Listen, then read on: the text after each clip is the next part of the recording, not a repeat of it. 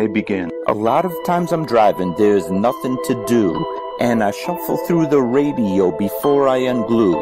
There's a lot of red on ways, it's traffic, I'm screwed, and I'm wired a bit different than a regular dude. It's not a bad thing, I embrace it, it's true. The radio don't stimulate brain chemistry fluid. The Buddha found nirvana and the Four Noble Truths. Through a meditative process, right action he proved.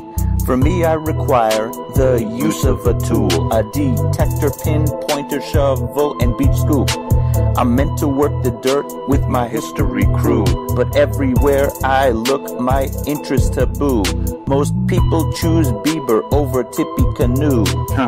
What does a detectorist listen to when the radio is full of bad music and news?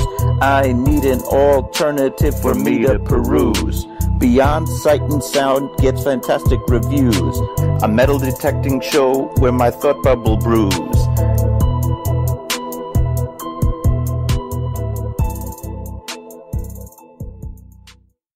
Are you looking for a high-quality beach and sand scoop?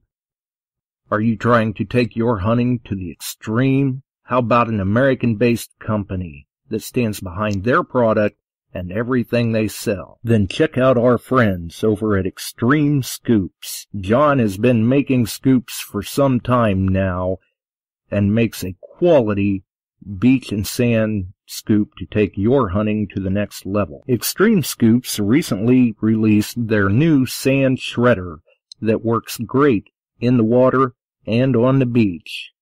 And if you're a new Equinox user, you may want to check out his Surfmaster X3 that can trap those small targets you new Equinox users are finding out there. XTREME Scoop's company approach is let's do it right. So do it right, buy it once, and go to the extreme. XTREMEScoops.com. That's XTREME scoops.com. Caution. Please do not operate motor vehicles or power equipment while under the influence of this show. Listening to this show could cause side effects such as bouts of laughter, violent binges of cabin fever, and even dreams of silver and gold.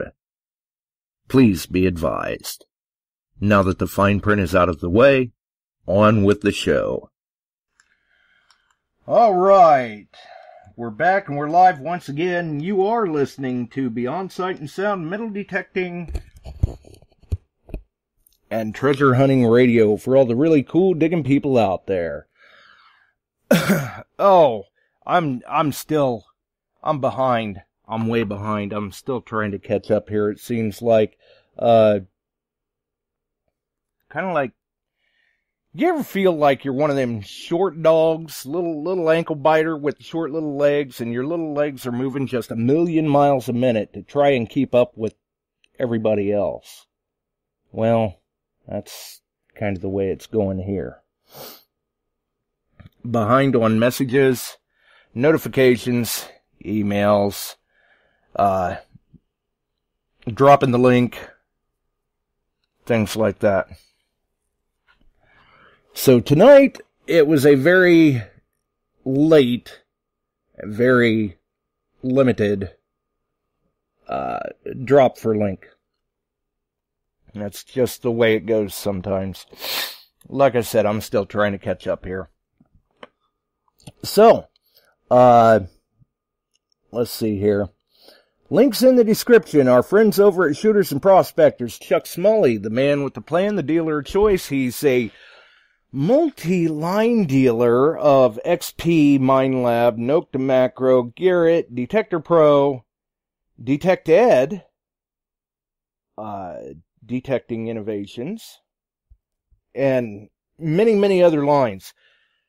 I can't stress enough how important it is when you have questions about a product. You're wondering, hey, I'm looking for a product. I don't know if my dealer carries it or not. Can't find it on their website. Whatever the case may be.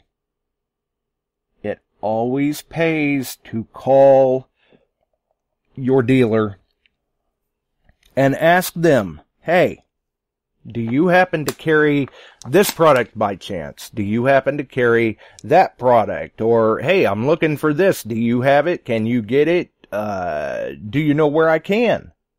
Because chances are good, even if your dealer doesn't carry it, or if for some reason they can't get it for you, chances are good they'll be able to recommend you on to someone else that can. Always good to know, because clearly if your dealer trusts them enough to refer you to them, then chances are good that they're going to be good to deal with as well. So that's something to keep in mind. And obviously, for those of you that have heard me talk about Shooters and Prospectors and Chuck Smalley before in the past, you know he's a multi-line dealer. You know he's carrying a number of different items. And I have been checking with him in the last, well, actually, even up to just a few minutes before the show. Within the last week and up to going live tonight, I do know that he does carry the Detected carbon fiber shafts for the Equinox, for you Equinox users. And many of you have heard about the Detecting Innovations collapsible Equinox shaft, otherwise known as the Telenox. He can get those too. So for those who are interested in such things, you may want to call and see, because you just never know. Looks like Ambient Girl's back. Welcome aboard. Definitely remember that name from Wednesday. Definitely. Okay, somehow or another I lost my spot in the chat, and everybody's been carrying on, and imagine that. Now I've got to catch back up on all of that. So, hey, why not? I'm behind on everything else, right? So, anyway, moving on. The rest of the links in the description. Let's see. The links for our friends over at Extreme Scoops, which, let me tell you, John's been pretty busy. He's actually got a few second generation, you could say, new versions of the sand shredders. They look nice. So he's still doing good with that. And we'll get into that a little more in the show. I was out with the sand shredder yesterday myself. But we've got the link for Extreme Scoops, the link for our friends over at Brute Magnetics, DETECTEES.com. Ken, Mark, Darth, and Buddy doing a great job with the Beyond Sight and Sound, Dirt Pirates, Relics Radio, and all of that apparel. And then we've got the links for our friends over at XP Team USA, their podcast, website, Facebook group. You can find their YouTube channel by searching for XP Team USA, and you'll find it through Google, YouTube, the website, the Facebook group, many different avenues to get there. And then also we've got the links in, I think we're still carrying the links anyway, for River Styx Outdoors, our friends over at All Metal Militia, their Facebook group and YouTube channel, as well as Metal Detecting NYC. And I believe the link for Merrill's art tutorials is up there in the description as well. So we'll carry that one along as well. What the heck, right? I want to say that we've had a number of videos that we've been sharing here lately, too. Some from All Metal Militia, some from Bob. Bob was out again hunting, had another good hunt. He's tearing things up out there. I want to say last night I think I had shared another one of his videos over to the Ohio Relic Hunter group, Metal Detecting Beyond Sight and Sound group, the Beyond Sight and Sound page, my timeline, a few other places as well. So we had that video going on too. And I believe I see that, I thought I saw in there maybe that Ohio Relic Hunter just got back. He was out on a trip somewhere. And obviously, speaking of XP Team USA, Grant himself is in the house. Welcome aboard. Obviously, for those that tune into the shows, one of the co-hosts of the XP Team USA podcast. And you can check them out every Friday night right here on Spreaker, 8 p.m. Eastern. And he recently put up a video the other day as well. Well, XP Team USA put up a video that was done by Grant. Out hunting a new permission, I believe it was, if memory serves me correctly. Like I said, everything's been kind of a blur here the last couple of days. I think, I want to say the other night I finally got to sleep somewhere around 3:15 so I could be up by 6:30 and hitting the road for a ring hunt. And then back from the ring hunt long enough to grab a bite to eat and start to let my head droop a little bit. And had to hit the ground again to make the parade. And then spent some time at home trying to catch up on things, grab a shower and everything, and still did not get to sleep until about 3 o'clock the following morning. And still trying to play catch up with everything. The emails, the messages, phone calls, voicemails, all of that stuff. Wasn't the grandest of time, but hey, we pulled it off. Definitely. So it's been a busy few days here, working in the show, the hobby, ring hunts, and tackling everything else that life has to throw at us, safety recalls and all sorts of other things. It's been an interesting week. Now,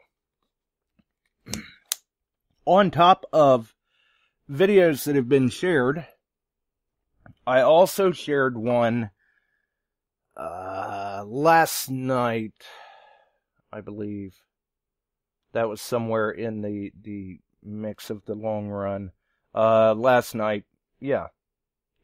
I shared a new video on the Telenox shaft from Detecting Innovations. River Styx had done that video. River Styx Outdoors on YouTube. He seems to be very, very pleased with the product. And the product is kind of appearing to fill a bit of a niche market, you could say. Some people would say, okay, we've got an Equinox. What do we need a carbon fiber shaft for? What do we need a DetectEd shaft or an Anderson shaft, which, if I remember right, Chuck can also get the Anderson shafts. Or what do we need a Telenox shaft for? Well, to each their own, you know. Myself, there's nothing wrong with the Equinox stock shaft. Some people, though, may like the fact of the Telenox shaft. Now your Equinox can collapse. So you've just turned your Equinox into the versatility and compactness of a Deus. So for you Deus users out there, and myself included, that is a very handy asset of the Deus. Really enjoy how compact that detector can collapse down to. Great machine. Now you can do it with the Equinox. Although, you know, you've still got the coil cable. So, Deus still wins out there, having the wireless capability, completely wireless capability, I guess I should say. Equinox has some wireless capability as well. So, yeah, and we see Chuck posting in the chat that he is set up with DetectEd now. Trying to catch up here a little more. Checking, nice. Checking out the Detecting Innovations Telenox shaft. Okay.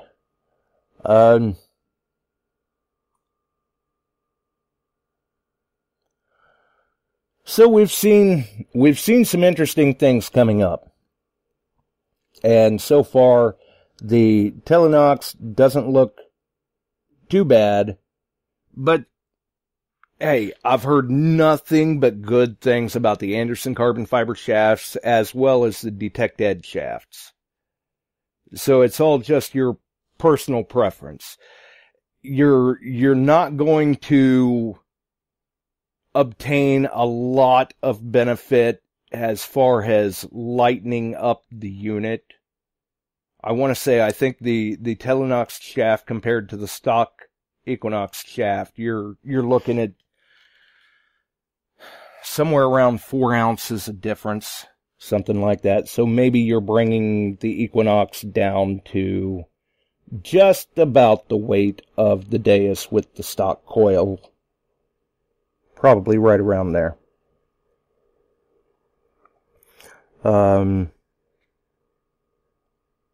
So, yeah, not bad. Not bad at all. And we see, okay, looks like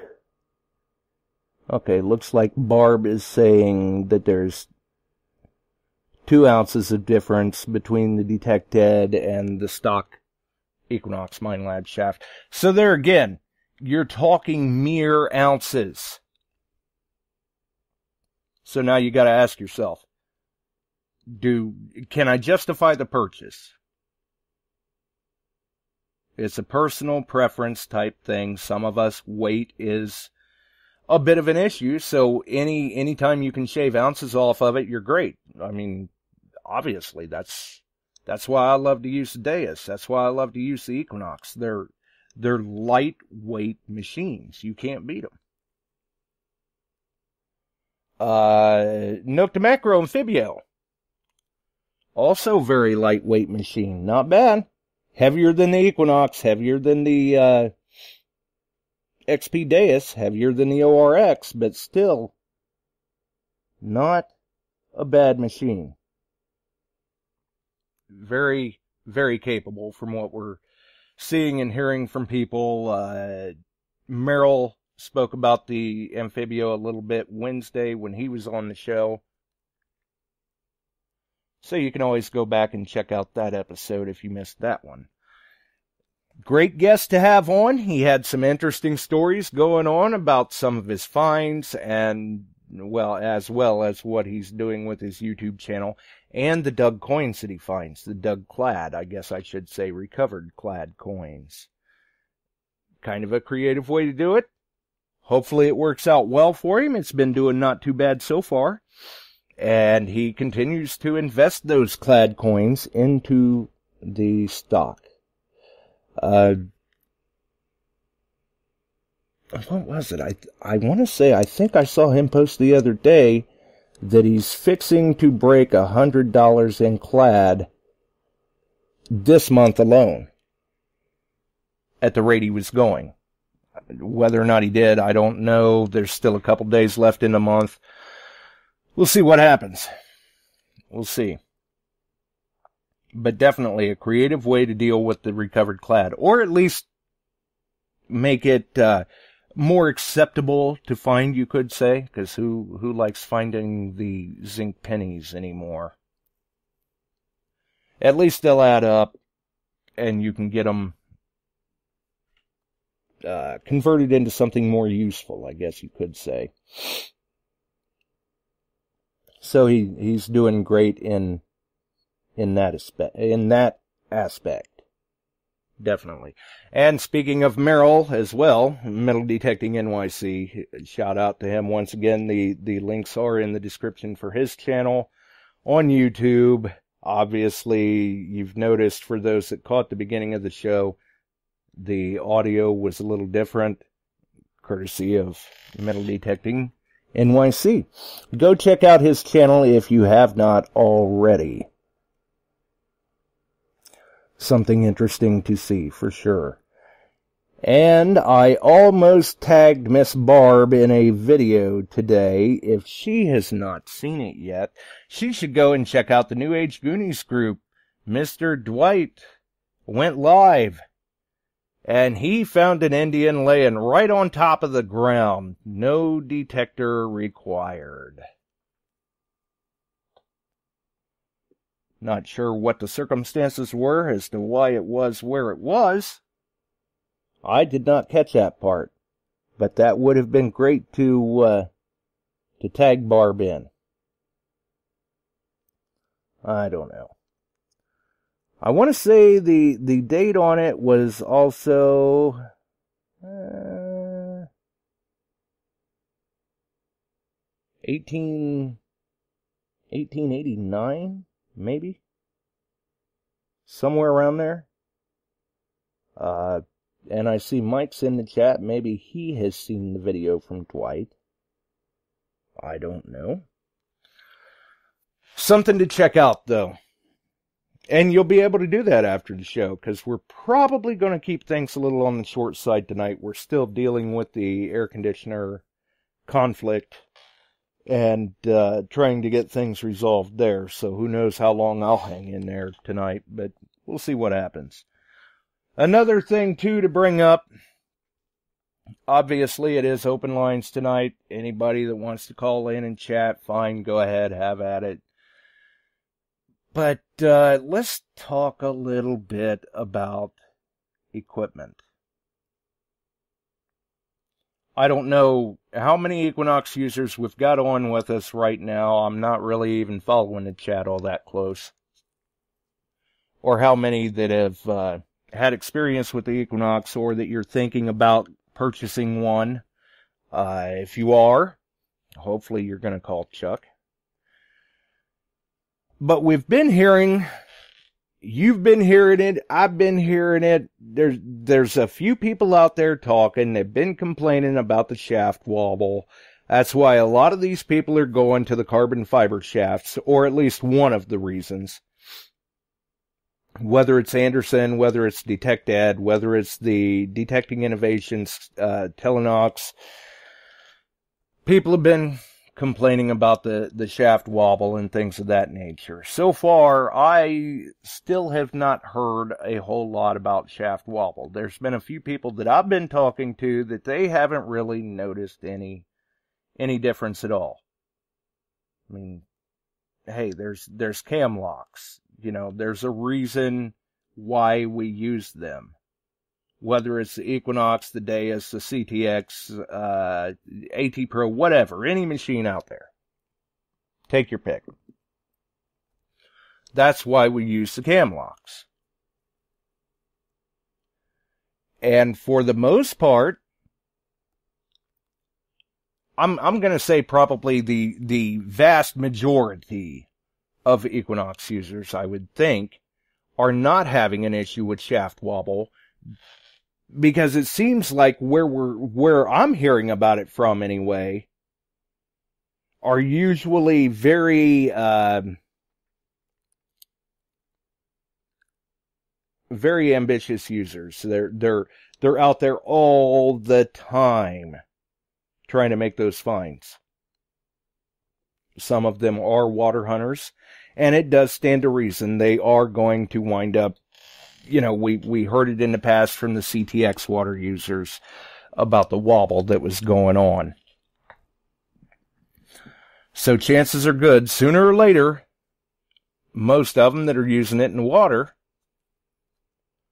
they may run across a little bit of shaft wobble.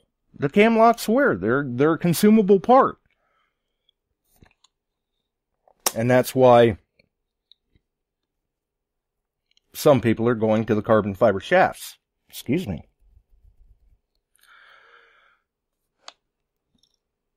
It also seems like another thing that they're doing with the Equinox is that, especially if you're swinging it in the water, now you're getting sand, dirt, things like that down in the lower rod of the Equinox. Well, now you're adding weight to your machine. And that is going to strain it. Chances are good, most likely, you will wind up experiencing some shaft wobble somewhere along the way at that point in time.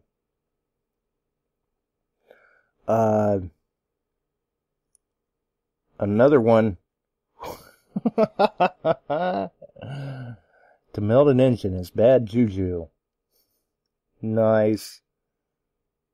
Nice. I don't know. Don't know. Another one that I've been hearing about now from a couple of people, and you got to understand too, these are, if you've got an Equinox, don't automatically assume that you're going to have this issue or that you're going to have this issue. The few occurrences that I've been hearing, you'll even find some videos out there too, I'm sure. And if you stop and think about it, these are coming from die-hard users that are out there all the time. So you got to think about the amount of time that they're spending with that machine. But we've heard some instances with the coils. And no, I'm not talking about Barb trying to drag hers for 30 miles behind her car. Or something like that. Oh, welcome to Joel and Danny. So I'm not talking about Barb trying to drag her coil behind a car or anything like that at all. Actually, what I'm referring to is we have been hearing of some people that they're breaking the loop ears on the coils. So what's going on there? Well, we're seeing that with some of these aftermarket shafts, they are actually including what seems to be a little thicker washer on the shaft. Apparently, maybe the factory washers that came with the Equinox may have been a little on the thin side, and people are going and just cranking these things down. Well, sooner or later, when you're putting it under stress like that, you're going to break a loop ear. Don't crank that, retain the coil mounting nut and bolt. Don't crank them things down that tight. Not a good idea. You're asking for trouble. We've got a caller. How's it going, Chuck? Pretty good. Pretty good. Finally got caught up a little bit. You're right. A lot of guys will overcrank that, and the more you overcrank it, the more chance you're going to have wobble. I've never had even with the large coil, the 15-inch coil, I haven't had any wobble problems. Now, the one I've been using for a year, no problems with it, and I've hunted the daylights out of it. I really have. And I've had no problems, but watching a couple videos, talking with a couple people, there's been some problems. I've handled some problems with minor leakage, which wasn't good. Went back, no problems. My lab has been excellent on all the repairs. And it also sounds like their turnaround has been fairly quick. Excellent. Been real excellent. And Joel, he said he's used his for a year in the rivers and fields, no complaints really. Maybe I'd get used to the wobble.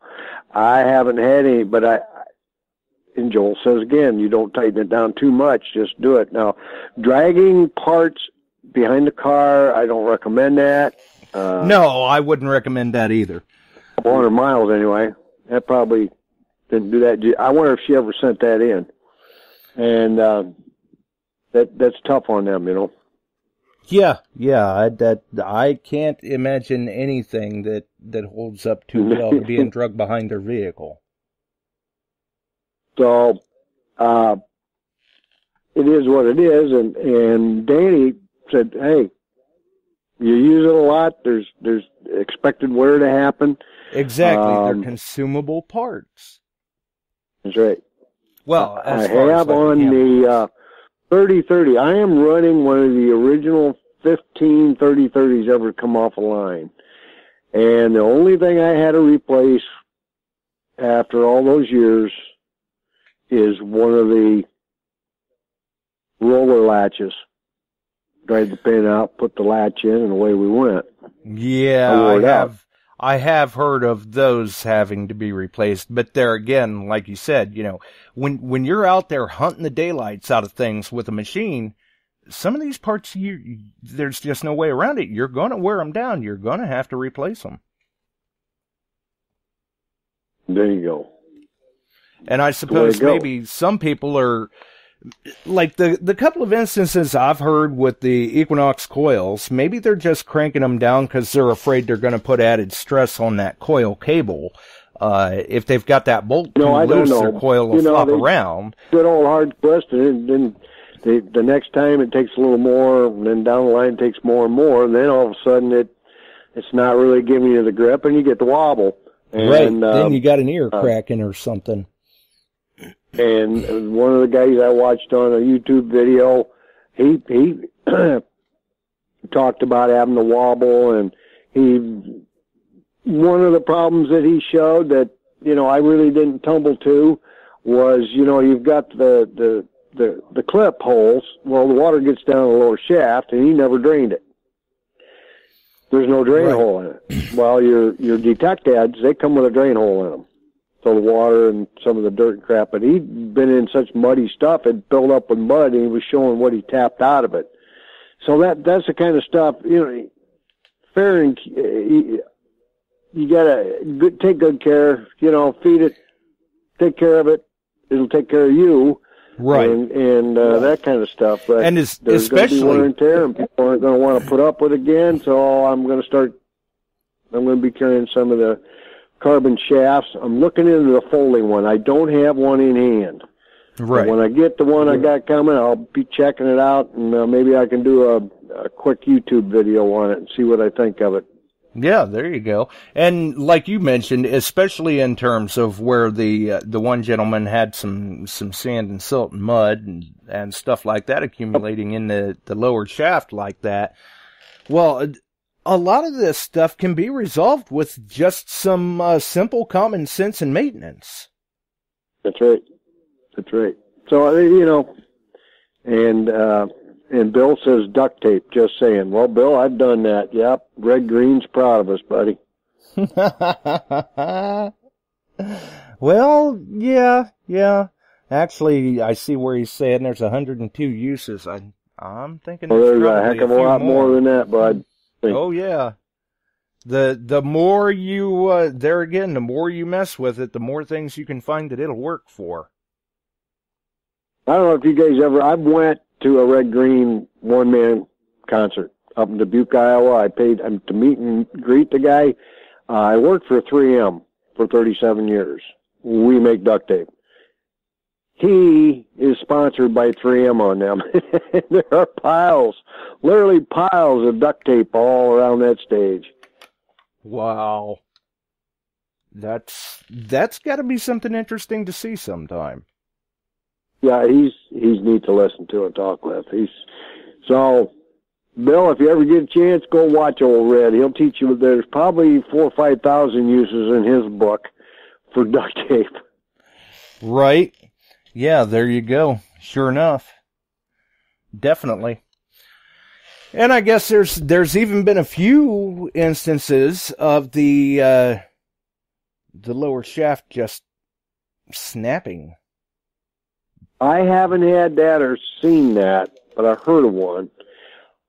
You know, some of the things they're talking about, I know of 2 Equinoxes that they got out in the water, this kind of stuff, and had a leak. Any leak is not good. They had a leak, went back in, no questions asked, exchanged it. That kind of stuff. You got a 3-year warranty. If you're getting a heavy wobble, I had a gentleman from Western Iowa who just recently bought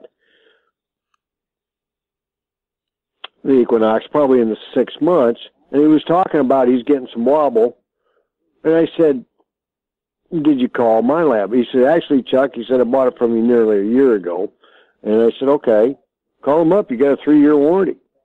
Here's the number. Called them up. They sent him a new upper, new lower. Simple you got 3 years, folks. Well, and doing it like that, he didn't even have any downtime then. Just wait for the package to arrive in the mail and swap them out. Yep, and he got the package in 3 working days, and he's out west of Des Moines, so that's pretty good stuff. I mean, that you know, use your warranty as long as you got it. Then start looking at detected shafts, or if you really want to be 2 ounces lighter or 3 ounces lighter. Now, the folding shaft, to me, if you're traveling a lot, you're going by plane, whatever, you put it in a suitcase, that makes sense. Yeah, absolutely. I mean, everybody knows that the Deus is great to travel with because of its compactness. It folds down so small. So that would be that would definitely fill a niche for the Equinox users that are traveling, I would think. Right. So, you know, just take good care of it. Learn from Barb. Don't drag your coil connector out the door down the highway. Right. Probably not a good thing. Learn from the experiences of others. Yeah. So, anyway. Yeah, and you know, they're coming out with more innovative stuff along with these all the time. And we're still in a win-win situation like you and I talk about all the time. These guys that heard it. Absolutely. Whether it's the detector companies or accessories, we're winning. We're getting nicer stuff all the time, and generally there's enough competition that holds the prices down, and we're all winning on this. And gosh, that's cool. And you know, it's in our favor. Yeah, absolutely. But I mean, the amazing finds that you're seeing being made today. The number of people out there covering more area and some of the neat stuff that these little machines are finding is killer. Oh, yeah. And that's the other thing. All of these machines, Deus, Equinox, Amphibio, they're all finding such small targets. Things that you've missed, you know you've missed them with other machines, say, back in the day. I dug here, this is a little over a week ago, for a number 4 buckshot. And, you know, I can't tell you the exact depth, but it's 4 buckshot. I'd hear it with a pinpointer, I move it around, I go a little deeper, and it's lead. It's just going deeper. Finally got it out of here. I'll bet it was a good 8-10 inches, but a 4 buck is pretty small. And you're rolling that around in there, that's about as bad as trying to find 22 short cartridges. Right, or earring backs or earrings. And they hammer it. I mean, it isn't just a whisper of a target. It bangs on it. And you're like, oh, this will be cool. Yeah. And you get down and you spend 10, 15 minutes looking for a round ball. Absolutely. So, absolutely.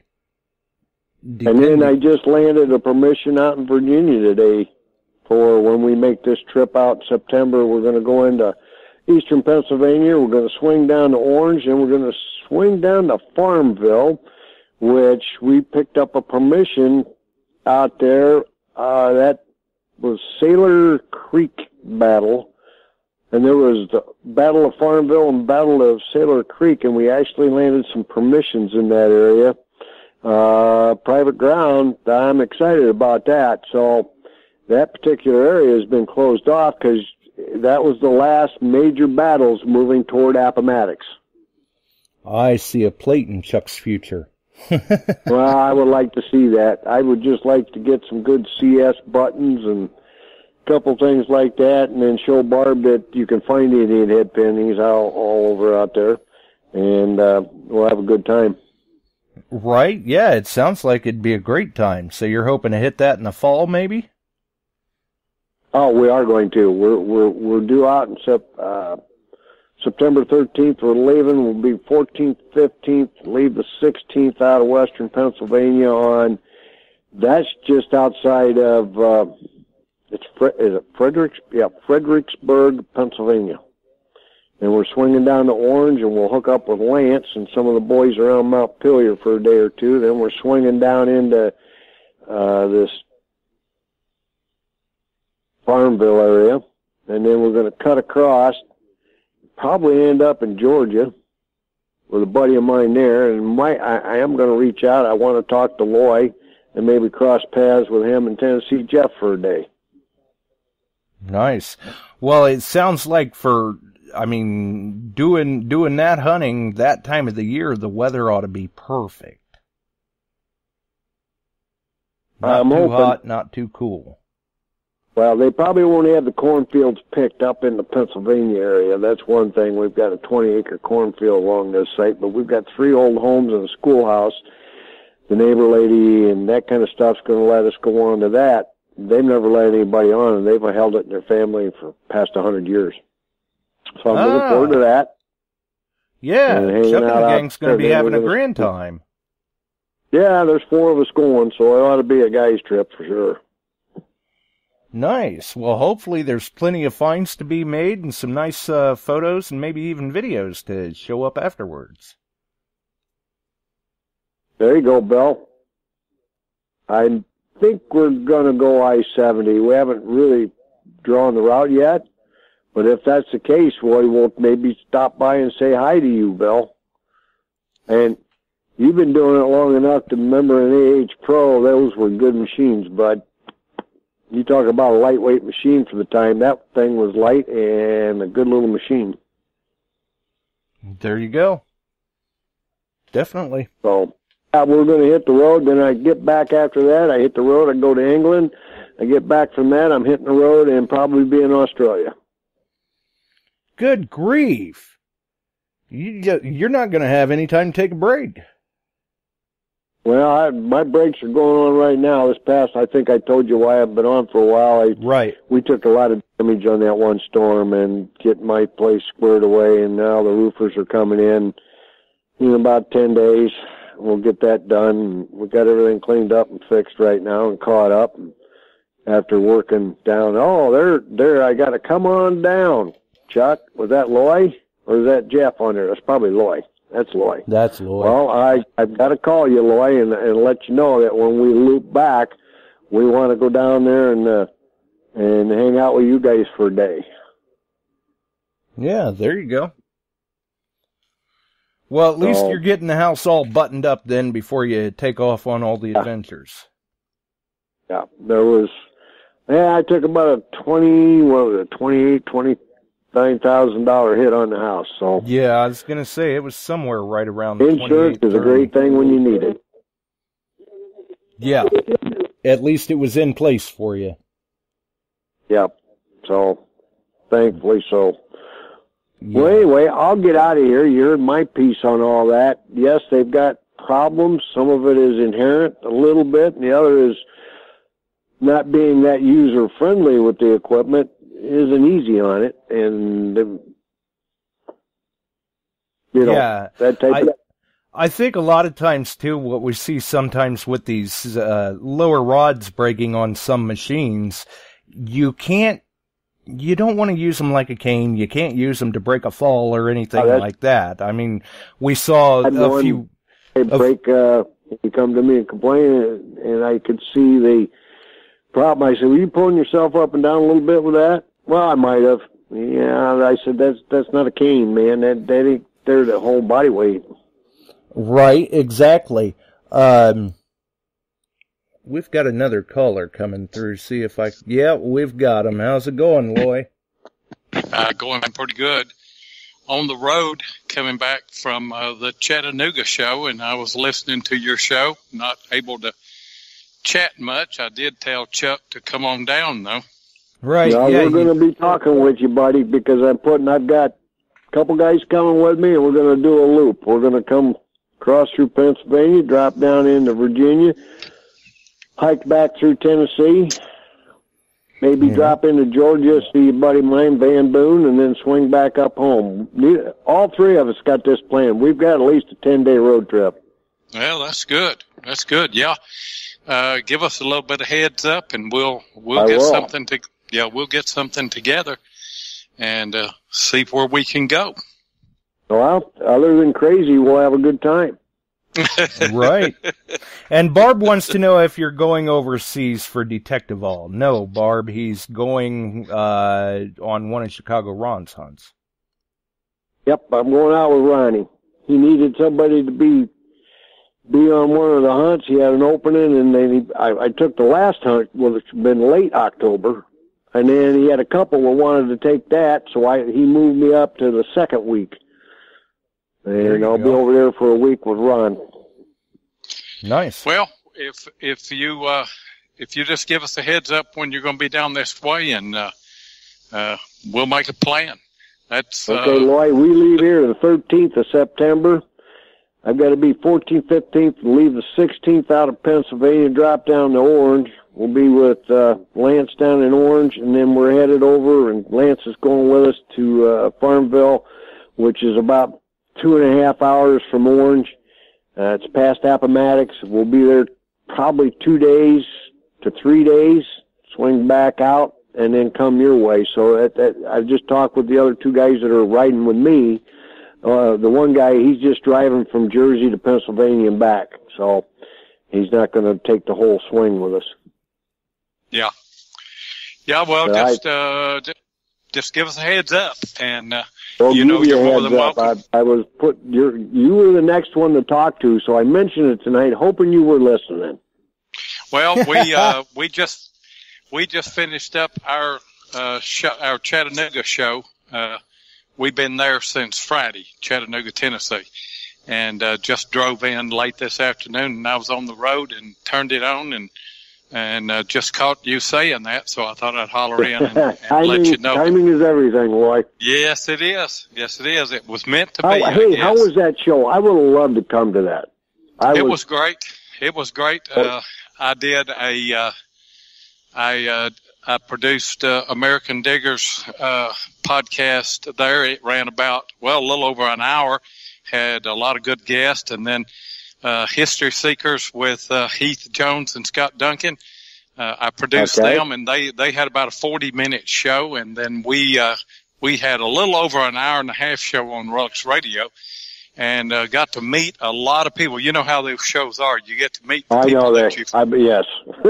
The people that you've talked to, and get to shake hands with them and look them in the eye, and that's the great part about it. That's the best finds that we will ever have, is the people we meet along the way.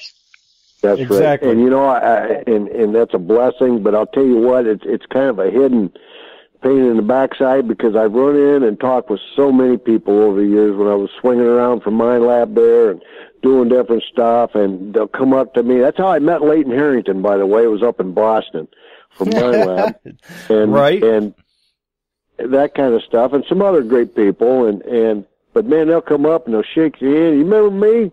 I met you in Boston. Yeah. Well, refresh my memory. I'm sorry. Right. That's why they invented the name Buddy. How you doing, Buddy? Everybody is Buddy. Yeah. Hey, Bud, how you doing? There you go. What's your name again? Refresh my memory. Yeah. But, Butch and them do something that helps all of us. They give everybody name tags when they come in, so that helps us, That's good. Yeah. That's good. Well, go ahead. It can't hurt. Oh, no. No, especially when you're 150-year-old. Your memory's not as good. Well, I'm nowhere near there yet, and my memory's not all that good, so I know how it goes. Yeah.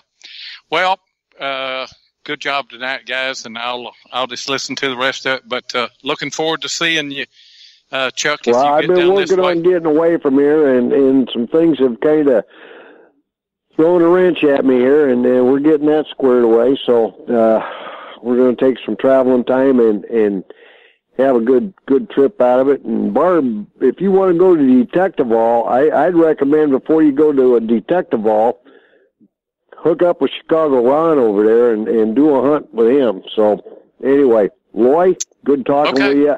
Okay. I think I got your phone number somewhere. If not, well, you can just send I'll it message you. You can message me on Facebook. Yep, I'll figure some dates out where we got to be and when, and we'll get there when we can. Yeah, there you go. Get the itinerary down. Yeah, that's right. And I didn't get to talk to you much, Josh, but me and you talk more than me and Chuck does. So best of luck, and we'll talk to you later then. All right. Well, safe driving there, and watch chatting and driving at the same time. Okay. That's right. Thanks for the call, Lloyd. Drive careful. Bye-bye. Well, so that was interesting. Get to hear a little bit of an update there on the Chattanooga show, too. I wanted to go to that the worst way, and I couldn't make that. I will tell you tomorrow, I am heading just to the north of here. That big boy steam engine's crossing the river just above me up here. I am going to, well, that's Tuesday, actually, on the 30th. It's coming out of Chicago and through here on that great Continental Railway thing that they're doing for the finishing of the Transcontinental Railroad. And that only that engine exists at 4412. It's huge. That ought to be a sight to see. So if you see a live on that, you'll know where I'm at. Yeah, and I'll Barb, be sure to check that out and share it. On those steps, type in Chicago Ron, England trips, Google that, all that information will pop up for you. He's been doing these years all these trips very successfully. Oh, yeah. And for years. Yeah. What was it? 2002 he started there, or 6?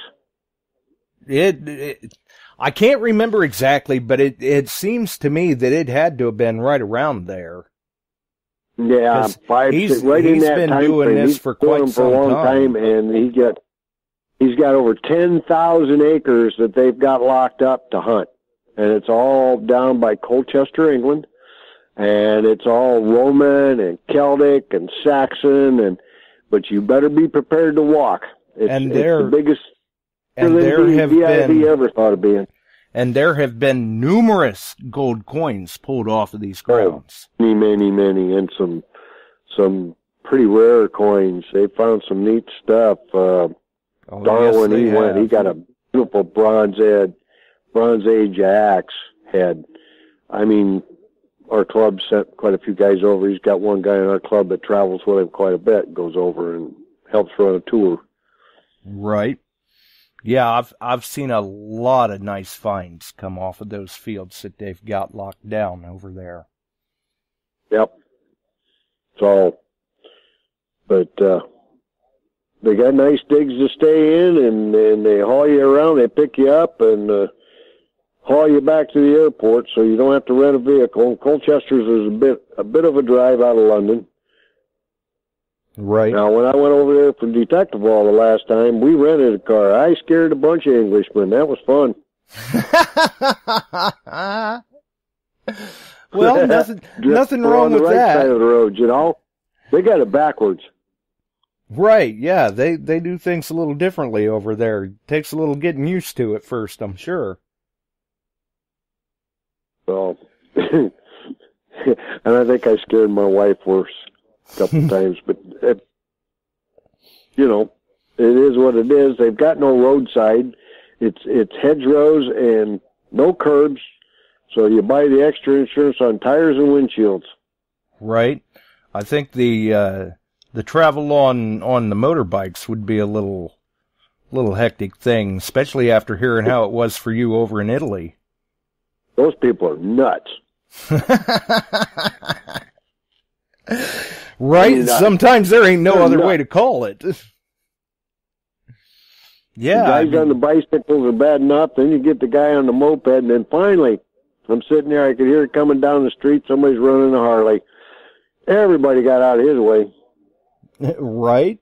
Yeah, there you go. And I see Ohio Relic Hunter did put the link in the chat for Barb, and I was thinking it was probably still ChicagoRon.com. Yep. But a lot of info, pictures, everything pops up, how to contact him, everything, Barb. He's a great guy. He has good people going with him. So, and I may go back to England next year in the fall, but Jill wants to go back, so it's going to be some detecting and a lot of looking over Downton Abbey stuff. Right. Not to mention the fact that if you go over on, say, one of Ron's tours, you're going over with people that have had experience at this. You're not going into this blind, so to speak. They're going to know what you find and what to do with it. Yeah, they start at sunrise, a little after, and they go till sunset, and you go get something to eat, and you get up next day and go. If it's really raining bad, then you go into a couple of little towns and go to their, every town's got a museum. You go to the museums and see stuff. So, you go out to the pubs a couple times a week. They cook meals there, your breakfast there. It's a pretty cool operation. Yeah, and they've had plenty of practice with it, so I'm sure they've got all the kinks ironed out by this point. Yep, it goes pretty well. But nothing wrong with that at all. And a number of great comments and feedback from people who have went on Ron's tours. Right. I supply Ron a lot of his equipment. He comes to me for stuff, and him and Gretchen, she ends up over there the last week or 10 days with him. She hunts over there with him, and then she brings finds back, and actually the knick-knack type stuff, she makes them into jewelry. Yeah, they've got their jewelry they do too now. That's right. Good point. I'm trying to recall the name escapes me right now, but I know they've got a Facebook page for it and an Etsy store for the jewelry that I'm sure somebody can find and put up. And I bought some of that stuff. I bought her a little 15th century key that wound a pocket watch. They found the key, and then she made a neat little necklace out of that, and I bought that for Jill from her. And Jill really likes that. Nice. I can't beat that. But then they have little Roman coins that they find a lot of. They polish them up, and they put that. And she's pretty talented. Yeah, I know they... well, actually, there a couple of years ago at the I&I hunt, they even had some pieces set out there that people could see or purchase and things of that nature. Nice looking pieces. Yep. So anyway, I was going to back out of here. It's about 8 o'clock, and you guys have a great night, and we get all caught up, and I get this road trip going. I'll probably do some go lives and try to do some actual YouTube stuff on that route. And hook up with Loy and Jeff down there and a couple of my other buddies out there and do a little relic hunting for a few goodies. I hope we get into... I'm excited about this one place. It isn't huge. The one place is only a couple hundred acres. The other is 28 acres, but he's got another... We'll end up with about 300 acres that we can wander around for a few days. But it was right in the heart of the fall and forward parts of the battle, and we'll see what we can do. Well, and you know as well as I do, sometimes it ain't got to be a large piece of land to produce very well. No, they don't. And then we've got another piece of Culpeper that's about 50 acres that we can, and that's off of Cedar Mountain a little ways. That's where that battle was at. So we're doing our homework. We're trying to get on some sites. Nothing else. I know we'll find lead. Yeah, plenty of that to be found. Plenty of that. All right, have a good night, Josh. Thanks for letting me get on. Thanks for the call, Chuck. No problem. Everybody, good night. Yeah. Well, so we had Chuck call in and chime in with some of the stuff that he's had going on, some of the things that he's been seeing as far as different potential machine issues, flaws, user neglect, or abuse. Speaking of which, like I said, some of these people, you hear about some lower shafts snapping, cracking, things of that nature. Chuck had kind of touched on it. You can't be pulling yourself up with the machine. Don't use it as a cane. Or, granted, it's not intentional, I know, but they don't hold up very well if you're trying to break your fall with it either. We did see there a couple of months back or whatever, Fred, he snapped, the lower rod on his dais out in the woods when he tripped over something apparently and fell, and, well, there it goes. And at that point, yes, it's hard to maintain, total cognizant awareness of your surroundings when you're in mid-fall. So these things happen, Luckily, I'm sure that Fred had no problems finding himself a replacement lower shaft for his dais when that did happen. And I see Ohio Relic Hunter says, good call, Chuck. Yes, always a good call from Chuck. Chuck's always got such interesting stories to share, and always a pleasure to speak with, too. Very, very knowledgeable. And I have to agree, yeah, I would, many of us in the chat would probably cry if we broke our detector that way. That would be very unfortunate. And,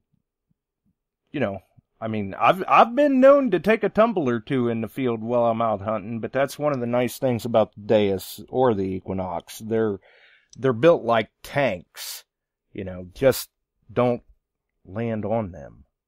I can't imagine where anything good can come of that at all. Something to keep in mind. Even if it's just something where you've got a possibility of going down, just let go of the machine. A drop from like waist level to ground is not going to hurt those machines. They're built very robust. Especially the Deus. I know I've had to do it a couple of times with the Deus. Don't want to land on it and break it or anything like that. Not at all. And it looks like, I believe, it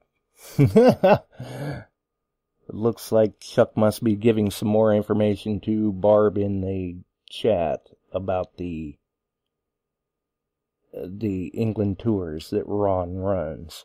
And, yeah, Chuck's also confirming, yeah, he would probably cry too. That's a very tragic and traumatic and unfortunate day if you break the machine. It's a bad way to end the day. And like we were talking earlier too about, some people, maybe they're cranking that coil bolt down tight because they're afraid that they're going to put extra wear and tear on their cable. Realistically, the strain reliefs are very, very heavy duty on the coils that we use today. I don't really see somebody putting a whole lot of stress on their cable just because their coil bolt's a little loose. Maybe their coil's flopping around a little bit or something like that. Realistically, though, all you have to do is keep it snug. The coil will stay there. I mean, I've not had any problems. I can't remember the last time I've had a problem with a coil bolt on a machine. Any of them, whether it was a CTX, a Deus, whatever. Any of that. So that's something to keep in mind too. Other than that, if you folks have heard of any other issues out there, shoot me a message. Leave me a comment. Let me see what's going on with them. It's something that, we like to know what's going on out there. A lot of it, like we said, can be alleviated just through a little bit of common sense and proper equipment maintenance. Something to think about. And if you've got a topic you're wanting to hear about, a guest you'd like to hear from, like I've said before, still stands. Drop me a line and let me know. That's how we came to be in contact with Wednesday's show. Speaking of Wednesday's shows, this Wednesday we are back onto the topic of electrolysis. Seeing what's going on in that arena. For those of you that do like to clean your finds by use of electrolysis, or for those of you that maybe you want to try electrolysis, maybe you want to get into it, but it's still a little on the intimidating side for you. Might be one to tune in for. I know Mike, he's been putting up some photos of some things that he's been using electrolysis on. He's been doing very, very well with it. And it's definitely a great asset to have in the toolbox, as long as it's done properly. If you're doing it properly, you will not do more damage to an item.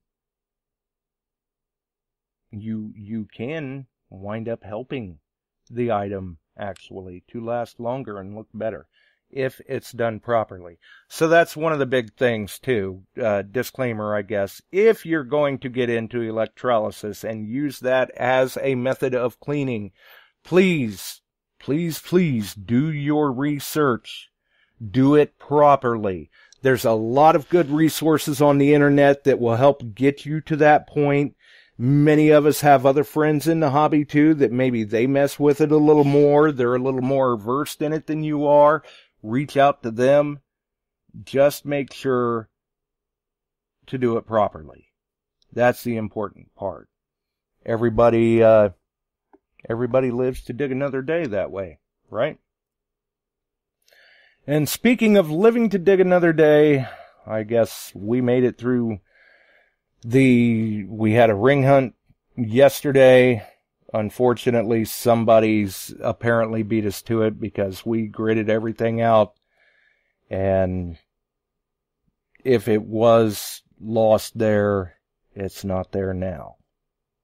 So who knows where it went in the meantime. Maybe it turns up somewhere else. I don't know. But it was interesting. We may have to save that topic for a show in the future. Who knows? Maybe we'll get on that a little bit next Sunday on outdoor volleyball complexes in industrial areas. It was a little bit of a tough environment, but we were still pulling the targets, even though things were problematic. Just not the target that needed to be recovered. So I don't think it's there, or somebody else beat us to it, because it is all day, all night access. So who knows? But we'll save the rest of that for another show, hopefully. Either way, the Sand Shredder Scoop still works great. It was great to be out, and especially this time of the year. Sometimes it's too hot. You can't get into the dirt. You're worried about leaving unsightly plugs, or just plain and simple can't get your digger into the dirt. Sand's always a great option. So it was a welcome invitation to hit the volleyball courts for a little bit. A little change of pace. Around here, it sounds like I may be out of the water for a while. We've had a serious issue come up with our ponds. That I don't know if that's going to ban us from the water completely, or if that's still going to allow some access to water. We'll have to see what's going on, and maybe we'll know more about that in the coming shows that are coming up as well. But for the time being, we're focusing on Wednesday. We're back, I believe Wednesday the 31st. We're back with the show on electrolysis. There may or may not be a giveaway. So I guess we'll have to wait and see. You'll have to tune in and find out, right? I think we're going to roll on out of here, though. For everyone else, if you enjoyed the show, make sure and throw us a like. You can follow us here on Spreaker, Facebook, YouTube, many of the wonderful Facebook groups out there. Check all of them out. Join us on one of them, all of them, or none of them. The choice is entirely up to you, and we'll see everyone else on the pages. Have a wonderful evening, folks.